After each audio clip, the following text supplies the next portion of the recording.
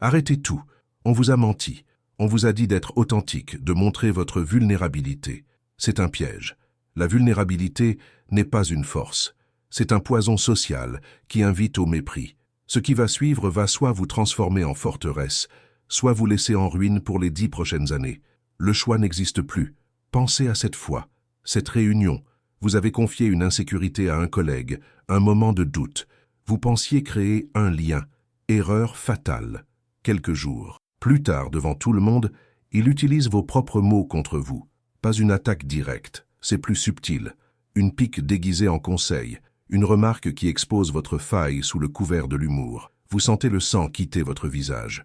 Vous êtes nu, désarmé par votre propre honnêteté. Le silence dans la pièce est le son du mépris déguisé en pitié. Ou cette autre fois. Vous avez admis une erreur par intégrité. Vous pensiez être respecté pour ça, mais le respect n'est jamais venu. À la place, vous avez reçu la punition, pendant que ceux qui ont dissimulé leur faute ont été promus. On vous a infantilisé. On vous a qualifié de trop sensible, de pas assez solide. Votre émotion, votre honnêteté est devenue la preuve de votre incompétence. Chaque fois que vous montrez une fissure dans l'armure, vous n'obtenez pas de l'aide. Vous obtenez un jugement. Et qui sont-ils? Ils ne sont pas des monstres. Ils sont pires. Ils sont opportunistes. Vos collègues qui sourient en attendant votre chute. Vos amis qui écoutent vos secrets pour mesurer vos limites. La société qui confond votre gentillesse avec de la faiblesse. Ils ne sont pas consciemment mauvais. Ils obéissent simplement à une loi primaire de la nature humaine. La force domine. La faiblesse est exploitée. Vous leur tendez une arme, et ils s'en serviront. Pas par méchanceté, par instinct. Cela vous arrive parce que vous jouez à un jeu dont vous ignorez les règles. Vous pensez que le monde récompense la transparence. C'est faux. Le monde récompense le contrôle, la maîtrise, l'impénétrabilité. Vous exposez votre gorge en espérant de la sympathie, mais dans la jungle sociale, ce geste n'invite qu'une seule chose, les prédateurs. Vous avez été programmé pour être une proie, mais il existe une autre voie, une science du pouvoir qui ne s'apprend pas à l'école, une discipline qui transforme les cibles en chasseurs. Pourquoi certains sont-ils toujours respectés sans dire un mot alors que vous devenez une cible? La raison pour laquelle vous êtes une cible n'est pas une défaillance de votre caractère, c'est une défaillance de votre stratégie. Vous suivez un code d'honneur sur un champ de bataille où personne d'autre ne le respecte. L'authenticité, la transparence, la vulnérabilité, ce sont les règles qu'on enseigne aux agneaux pour qu'ils marchent tranquillement vers l'abattoir. On vous a vendu une illusion de connexion humaine pour vous maintenir docile, lisible et, par conséquent, contrôlable. Le pouvoir ne suit pas ces règles, il écrit les siennes. Et la première règle est de comprendre la nature de ceux qui vous font face. Il y a 5 siècles, un homme a regardé la nature humaine sans ciller, sans le filtre de la morale ou de l'espoir. Nicolas Machiavel a écrit ce qu'il a vu, pas ce qu'il aurait voulu voir. Son observation est une lame froide. Les hommes sont plus prompts à offenser celui qui se fait aimer que celui qui se fait craindre. De la même manière, ils sont plus prompts à mépriser celui qui demande la pitié qu'à respecter celui qui impose le silence. Ce n'est pas une opinion, c'est un diagnostic. Traduisez cela aujourd'hui. Se faire aimer, c'est chercher la validation, c'est confier ses doutes, montrer ses failles, espérer de la sympathie. C'est tendre la main en attendant de l'aide. Mais ce que vous recevez n'est pas de l'aide, c'est une évaluation. Il mesure vos limites, catalogue vos insécurités. La pitié qu'il vous offre n'est que l'ombre du mépris, un jugement silencieux qui confirme votre infériorité à leurs yeux. Se faire craindre, ce n'est pas être un tyran, c'est être une énigme. C'est refuser de livrer les informations qu'ils désirent le plus, vos émotions, vos intentions, vos faiblesses. C'est incarner une discipline qui les rend incertains. Et dans l'incertitude, ils choisissent la prudence, ils choisissent le respect. En appliquant ce qui va suivre, vous n'allez pas devenir une mauvaise personne.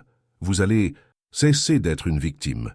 Vous allez passer de l'état de livre ouvert que tout le monde peut lire et annoter à celui de forteresse impénétrable. Votre calme deviendra une arme, votre silence, un bouclier. Les gens ne sauront plus quoi penser de vous, et c'est précisément là que réside votre nouveau pouvoir. Ils cesseront de vous tester, car ils auront peur de la réponse. Ils vous respecteront non pas parce qu'ils vous aiment, mais parce qu'ils ne peuvent pas se permettre de vous manquer de respect. Mais je dois vous prévenir. Une fois que vous aurez vu le mépris caché derrière un regard de pitié, vous ne pourrez plus jamais l'ignorer. Chaque conversation anodine, chaque question sur votre bien-être sera analysée sous un nouveau jour. Vous verrez les tentatives de vous désarmer partout. C'est une connaissance qui ne peut être désapprise. Le monde naïf dans lequel vous viviez va s'effondrer, remplacé par une vision plus claire, plus dure, mais infiniment plus sûre. Il n'y a pas de retour en arrière. Vous êtes sur le point de quitter le troupeau pour toujours. Le secret n'est pas dans ce qu'ils disent, mais dans ce que vous décidez de ne pas dire. Voici les 8 piliers de votre forteresse intérieure. Ce ne sont pas des conseils, ce sont des lois. Gravez chacune d'entre elles dans votre esprit. Appliquez-les sans pitié, d'abord envers vous-même, puis envers le monde. Chaque loi est une pierre ajoutée à vos remparts, un piège posé pour ceux qui voudraient sonder vos limites. Écoutez attentivement. Premièrement, le masque de neutralité. Vos émotions sont des informations. Chaque froncement de sourcils, chaque sourire forcé, chaque signe de nervosité est une donnée que vos adversaires collectent et archivent. Le pouvoir réside dans le contrôle de ce flux d'informations. Un visage neutre en pleine tempête est l'arme la plus déstabilisante qui soit. Il crée un vide, une incertitude insupportable pour l'esprit humain qui cherche constamment à décoder les intentions des autres. Face à votre calme, ils ne savent pas si leur attaque a porté si vous êtes en colère, blessé ou simplement indifférent. Ce doute les ronge. Ils projettent leur propre peur dans votre silence, se désarmant eux-mêmes. Votre neutralité n'est pas de la passivité. C'est un bouclier actif qui renvoie l'énergie négative à son expéditeur. Imaginez cette scène. Un collègue, devant témoin, lance une pique sur votre travail, une critique voilée d'ironie.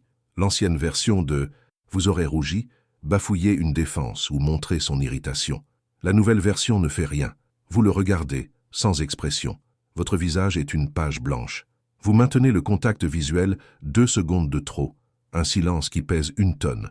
Puis, sans un mot sur sa remarque, vous vous tournez vers quelqu'un d'autre et changez de sujet.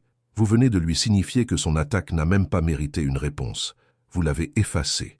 Votre action, face à la provocation, maîtrisez chaque muscle de votre visage. Respirez lentement. Ne dites rien.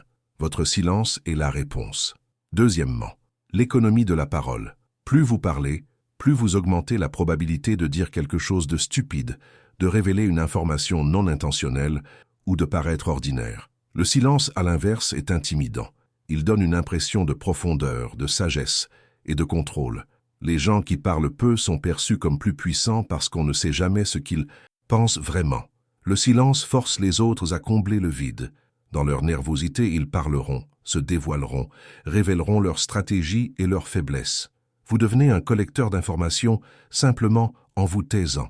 Le pouvoir ne crie pas, il observe et écoute. Chaque mot que vous ne prononcez pas est une cartouche que vous conservez. Lors d'une négociation ou d'un débat, on vous pose une question directe pour vous pousser à vous positionner.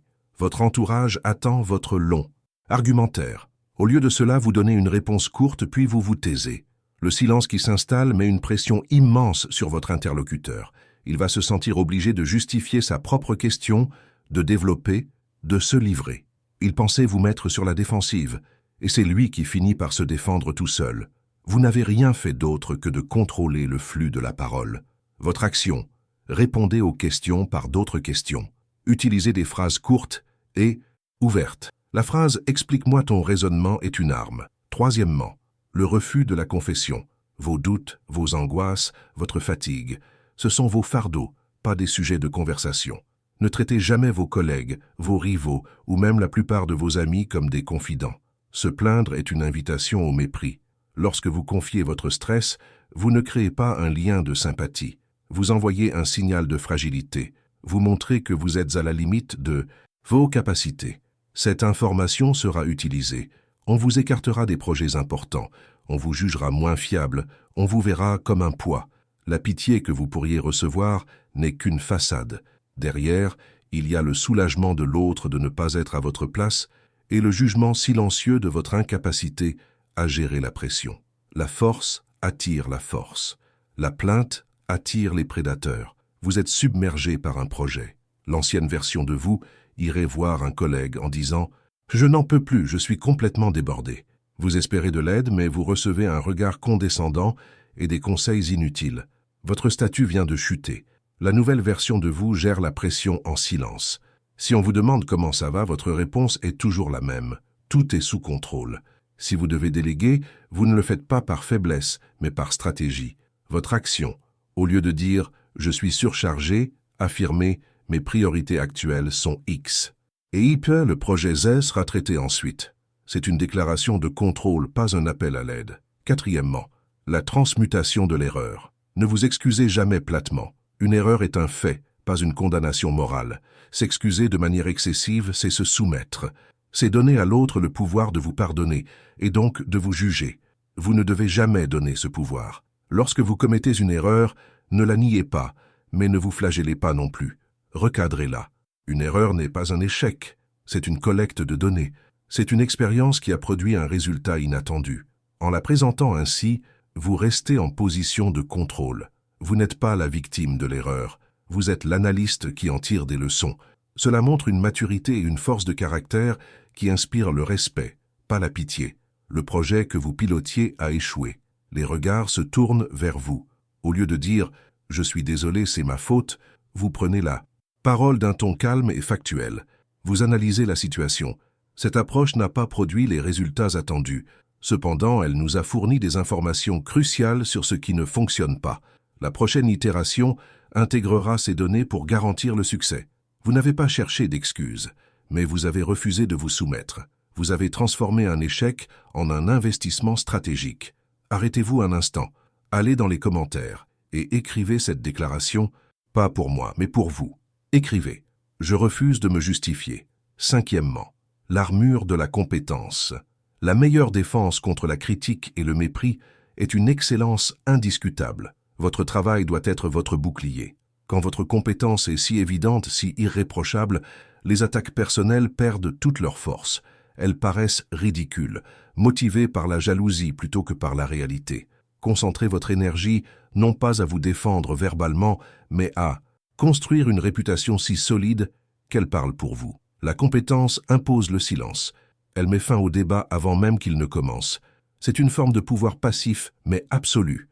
Personne n'argumente avec les résultats. C'est la seule vérité qui compte dans le monde du pouvoir. Durant une réunion, quelqu'un remet en question votre expertise sur un sujet que vous maîtrisez. Vous ne montrez aucune émotion. Vous ne dites pas « comment osez-vous ». Vous laissez la personne finir sa phrase.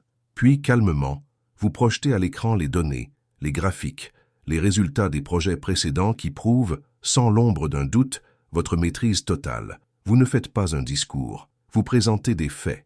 Le silence qui suit est le son de votre victoire. Votre armure est impénétrable. Votre action. Devenez si bon dans votre domaine que votre présence seule suffit à intimider la médiocrité.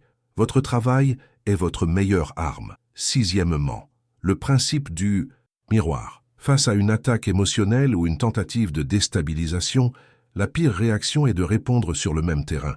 Si quelqu'un vous crie dessus et que vous criez en retour, vous avez perdu. Vous avez accepté son cadre, son chaos.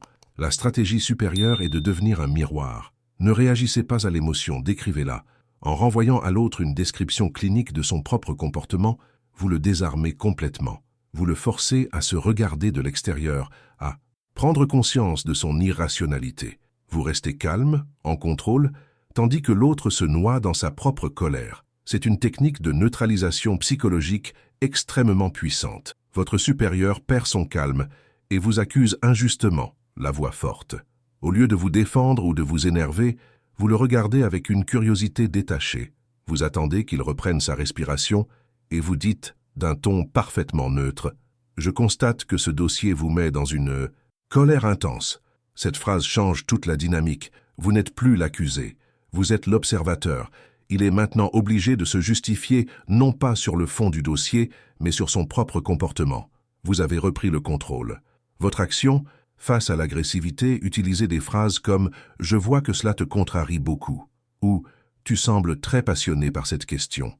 Les 6 premières lois construisent vos murs. La 7e installe les pièges. C'est elle qui sépare les amateurs des maîtres. 7e, la doctrine de l'ambiguïté calculée. Ne soyez jamais un livre ouvert. Ne révélez jamais l'intégralité de vos plans, de vos intentions ou de vos pensées. Les gens craignent ce qu'ils ne comprennent pas. Une part de mystère vous rend imprévisible et donc plus difficile à attaquer. Si vos adversaires savent exactement ce que vous voulez, ils peuvent anticiper vos mouvements et vous contrer. Si vous restez ambigu, ils doivent deviner. Dans le doute, ils hésiteront. Ils perdront du temps et de l'énergie à essayer de vous déchiffrer, une énergie qu'ils n'utiliseront pas contre vous. L'ambiguïté est une brume stratégique que vous déployez sur le champ de bataille social. Elle vous donne le temps de penser et l'espace pour manœuvrer. On vous demande directement, lors d'un entretien ou d'une conversation informelle, quels sont vos objectifs de carrière à long terme.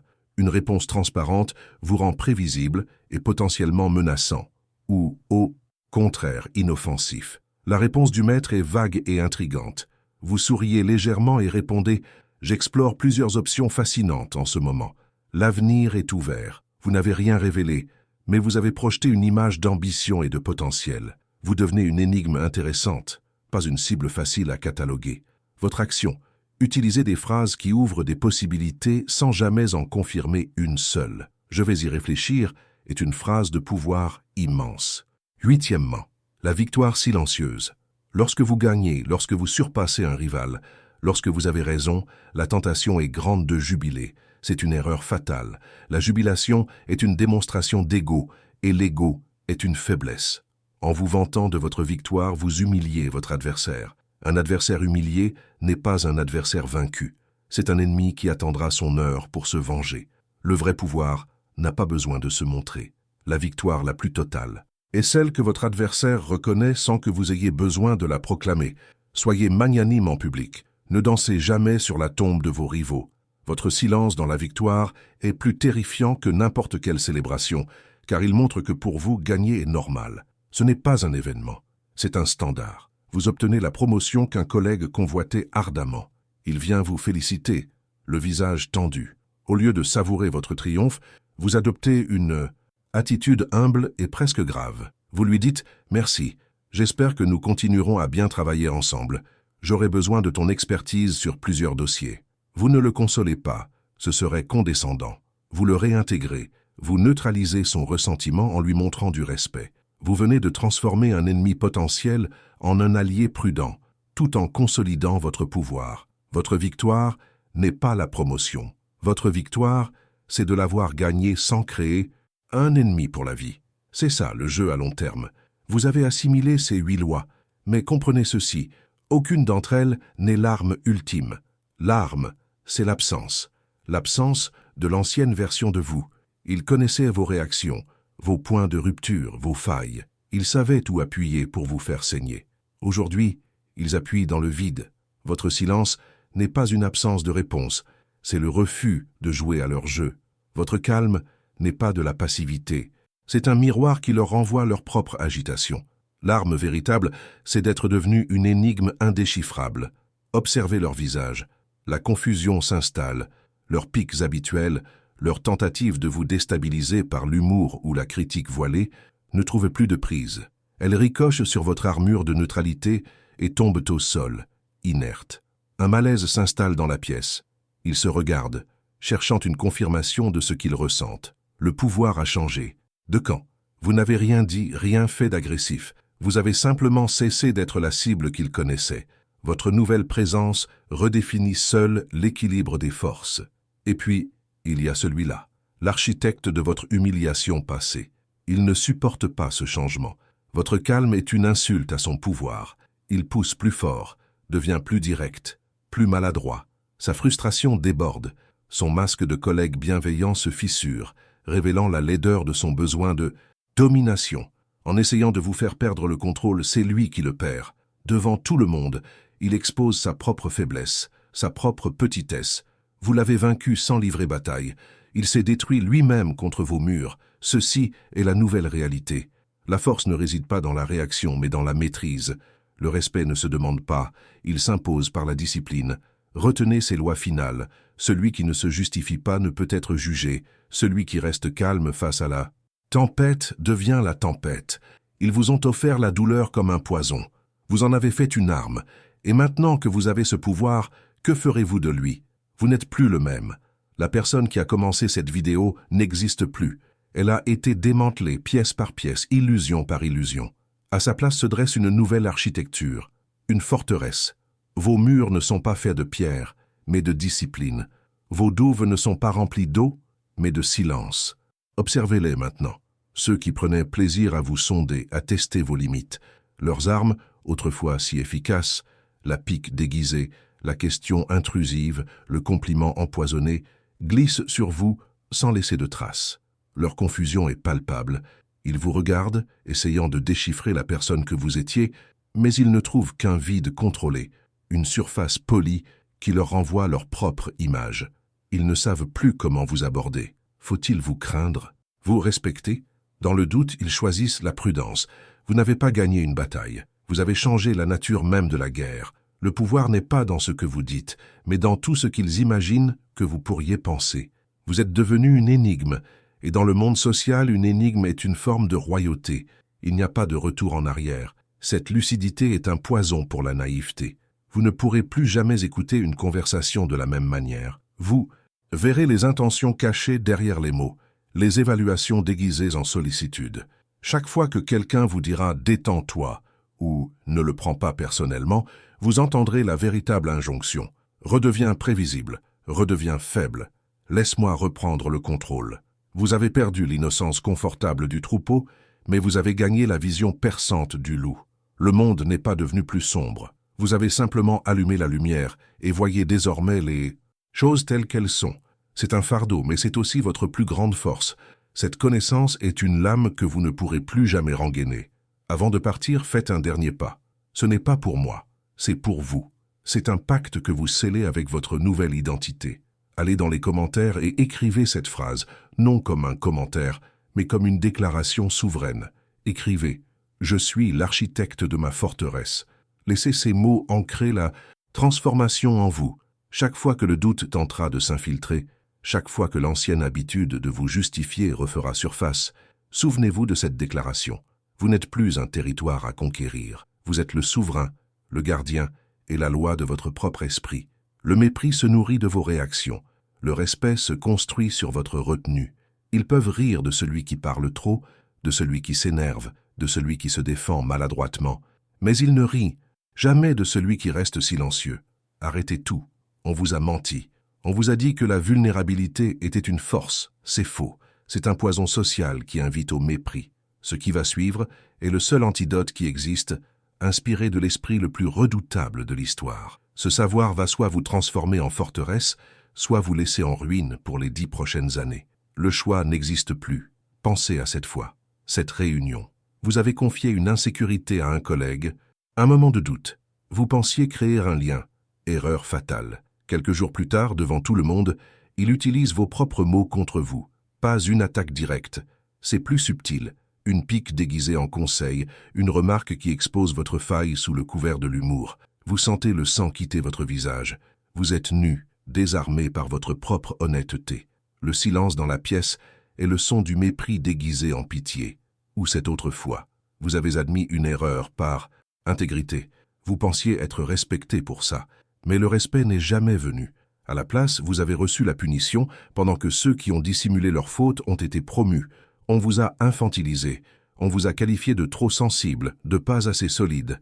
Votre émotion, votre honnêteté est devenue la preuve de votre incompétence. Chaque fois que vous montrez une fissure dans l'armure, vous n'obtenez pas de l'aide, vous obtenez un jugement. Et qui sont-ils? Ils ne sont pas des monstres, ils sont pires, ils sont opportunistes. Vos collègues qui sourient en attendant votre chute, vos amis qui écoutent vos secrets pour mesurer vos limites, la société qui confond votre gentillesse avec de la faiblesse. Ils ne sont pas consciemment mauvais. Ils obéissent simplement à une loi primaire de la nature humaine. La force domine, la faiblesse est exploitée. Vous leur tendez une arme, et ils s'en serviront, pas par méchanceté, par instinct. Cela vous arrive parce que votre transparence vous rend fragile. Il y a 5 siècles, un homme a regardé la nature humaine sans ciller, sans le filtre de la morale ou de l'espoir. Nicolas Machiavel a écrit ce qu'il a vu, pas ce qu'il aurait voulu voir. Son observation est une lame froide. Les hommes sont plus prompts à offenser celui qui se fait aimer que celui qui se fait craindre. De la même manière, ils sont plus prompts à mépriser celui qui demande la pitié qu'à respecter celui qui impose le silence. Ce n'est pas une opinion, c'est un diagnostic. Les grands leaders de César Borgia aux figures modernes ont toujours cultivé une image de contrôle absolu. Leurs doutes restaient secrets. Leur visage public était un masque de certitude. En appliquant ce qui va suivre, vous n'allez pas devenir une mauvaise personne. Vous allez cesser d'être une victime. Vous allez passer de l'état de livre ouvert, que tout le monde peut lire et annoter, à celui de forteresse impénétrable. Votre calme deviendra une arme, votre silence, un bouclier. Les gens ne sauront plus quoi penser de vous, et c'est précisément là que réside votre nouveau pouvoir. Ils cesseront de vous tester, car ils auront peur de la réponse. Ils vous respecteront, non pas parce qu'ils vous aiment, mais parce qu'ils ne peuvent pas se permettre de vous manquer de respect. Mais je dois vous prévenir, une fois que vous aurez vu le mépris caché derrière un regard de pitié, vous ne pourrez plus jamais l'ignorer. Chaque conversation anodine, chaque question sur votre bien-être sera analysée sous un nouveau jour. Vous verrez les tentatives de vous désarmer partout. C'est une connaissance qui ne peut être désapprise. Le monde naïf dans lequel vous viviez va s'effondrer, remplacé par une vision plus claire, plus dure, mais infiniment plus sûre. Il n'y a pas de retour en arrière. Voici les 8 lois de votre forteresse intérieure. Ce ne sont pas des conseils, ce sont des lois. Appliquez-les sans pitié.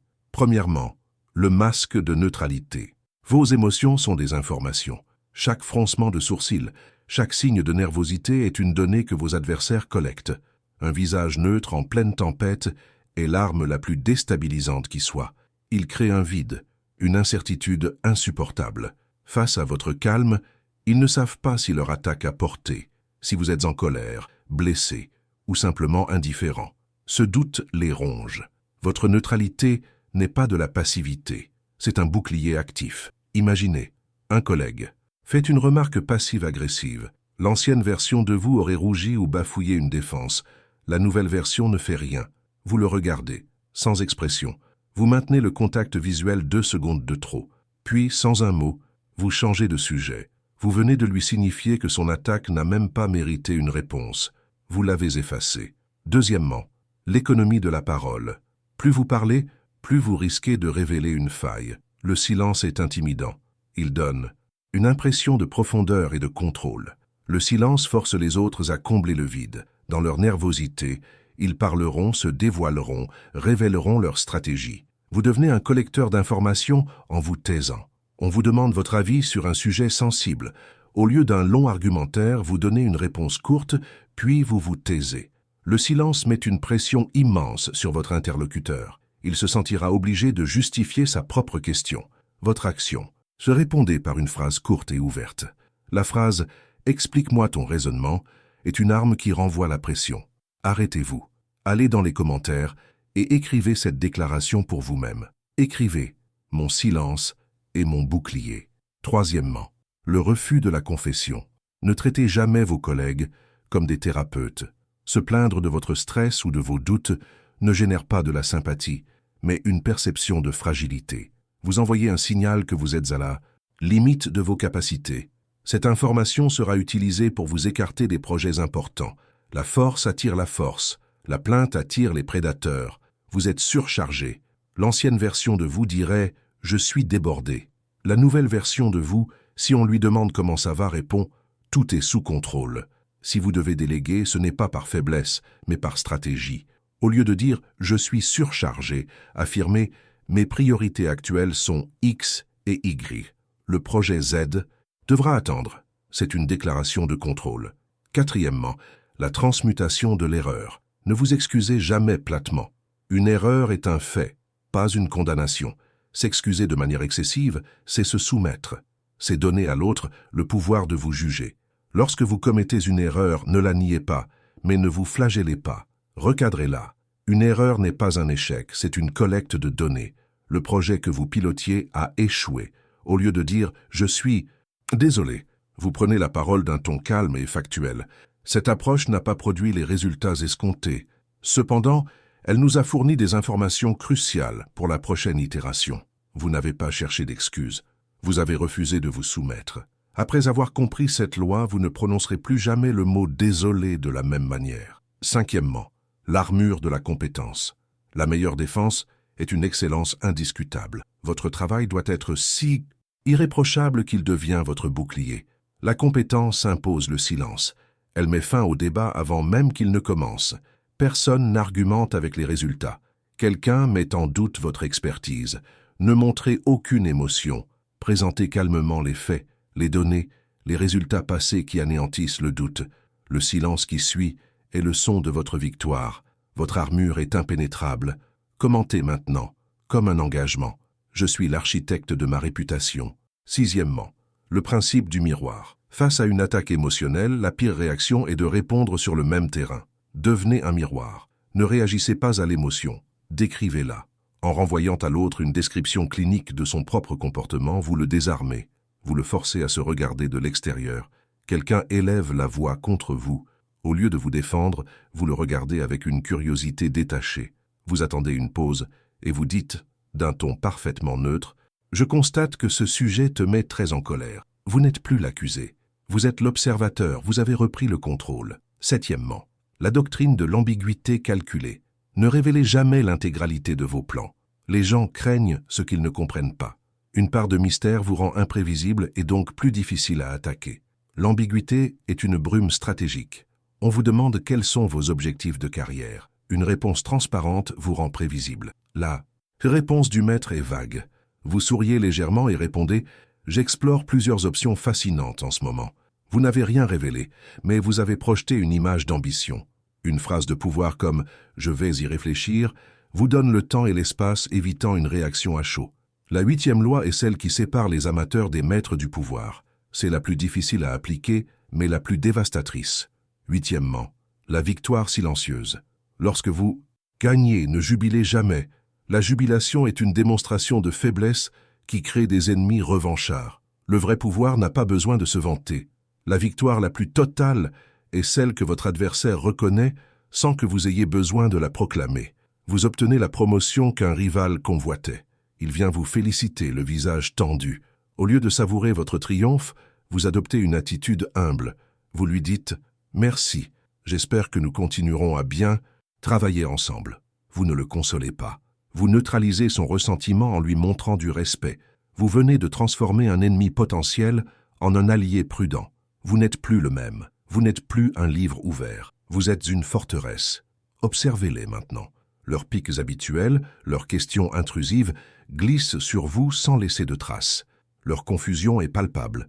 Ils vous regardent, essayant de déchiffrer la personne que vous étiez, mais ils ne trouvent qu'un vide contrôlé. Dans le doute, ils choisissent la prudence. Vous n'avez pas gagné une bataille. Vous avez changé la nature même de la guerre.